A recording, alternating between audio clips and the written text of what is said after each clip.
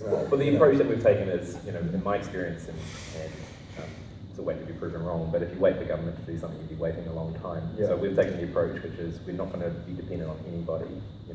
We'll work alongside government and educators, but we just want to go straight to the kids, and straight to the parents, and straight to the communities. I think all the organisations, at least that I know in this space, do their best to tell government what we're doing. Like we try to make it obvious, these are our problems, this is what we're trying to do, and we apply for all of the funding. Doesn't mean it comes through.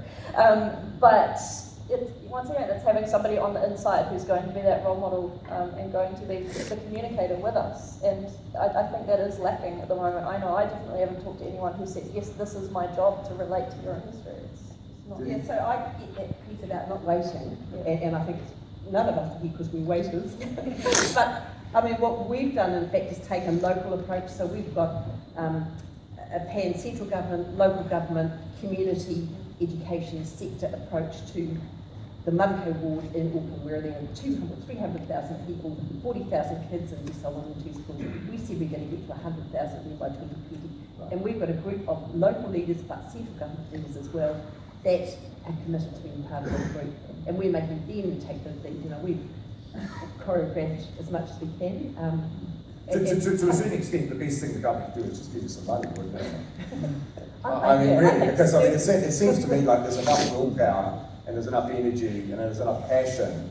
You're all just sort of resourcing, aren't you? There's also a need, though, to upskill teachers without question. You can throw money and technology at schools, but if you've got teachers that don't understand how, an IT career isn't just about a coder sitting in a back room with no windows. There's consultants and project managers and all sorts of different career. And they want to know.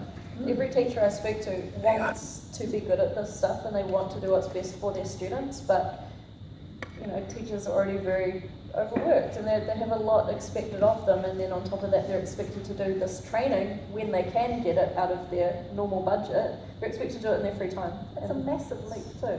My daughter's at primary school at the moment, and I would say it's one of probably the higher end of the decile range, and they've got a BYOD policy, but it pretty much involves working on Google Docs.